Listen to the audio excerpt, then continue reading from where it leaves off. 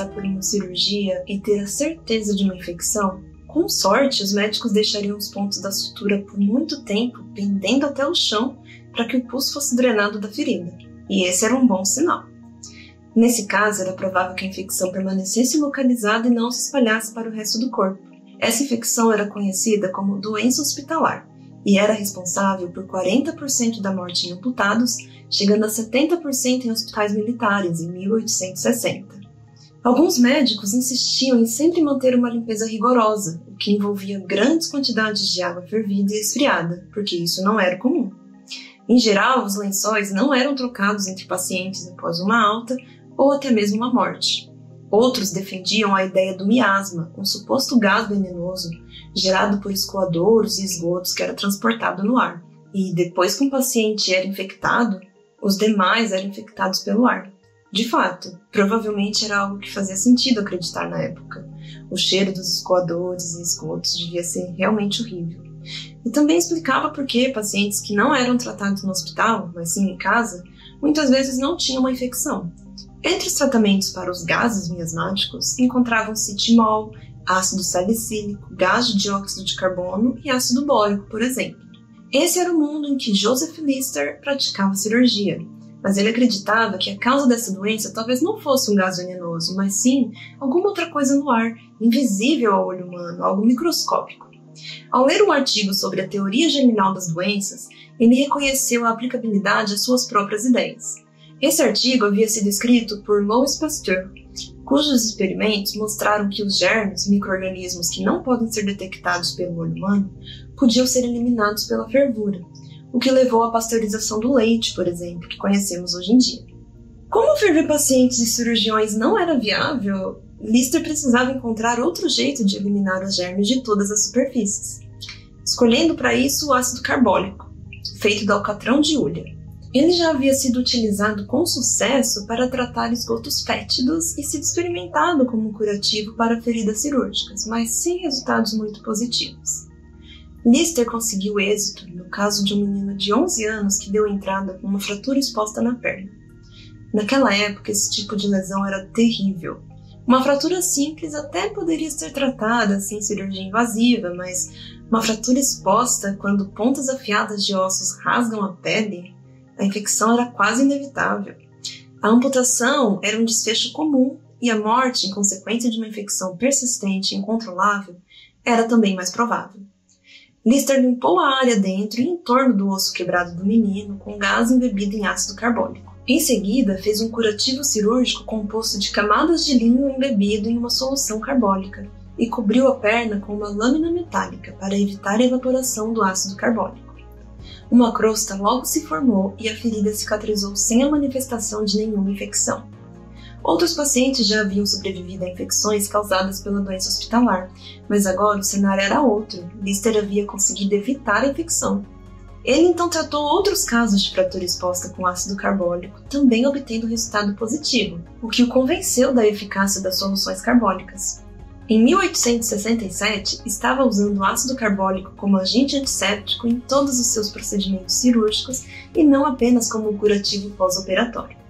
Na década seguinte, aperfeiçoou suas técnicas antissépticas e convenceu também outros cirurgiões.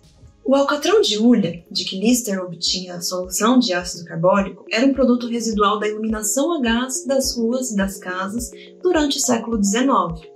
O gás de hulha era produzido pelo aquecimento da hulha a temperaturas elevadas e, à medida que a demanda de gás crescia, aumentava o problema do que se fazer com o alcatrão de hulha, resíduo aparentemente sem valor do processo. O ácido carbólico cru que Lister usou no início era uma mistura destilada a partir desse resíduo a temperaturas entre 170 a 230 graus. Era um material oleoso escuro e de cheiro muito forte que queimava a pele. Finalmente, ele conseguiu obter o principal constituinte do ácido carbólico, o fenol, em sua forma pura, como cristais brancos. O fenol é uma molécula aromática simples, é um anel de benzeno ao qual está ligado a um grupo OH. As técnicas de cirurgia de Lister obtiveram resultados tão positivos que em 1878 já eram empregadas no mundo inteiro. Hoje, o fenol é raramente utilizado como antisséptico. Sua toxicidade e seus efeitos danosos na pele tornaram menos útil do que antissépticos desenvolvidos depois dele. O nome fenol não diz respeito somente à molécula antisséptica de Lister, mas sim a um grupo muito grande de moléculas que em comum têm o grupo OH ligado a um anel de benzeno. Aqui vão alguns exemplos. Há fenóis com propriedades antibacterianas que foram feitos pelos seres humanos, como o triclorofenol e os hexilresorcinóis, que hoje são utilizados como antissépticos.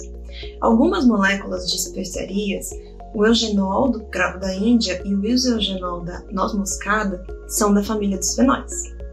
O tetrahidrocannabinol, THC, o ingrediente ativo da maconha, é um fenol.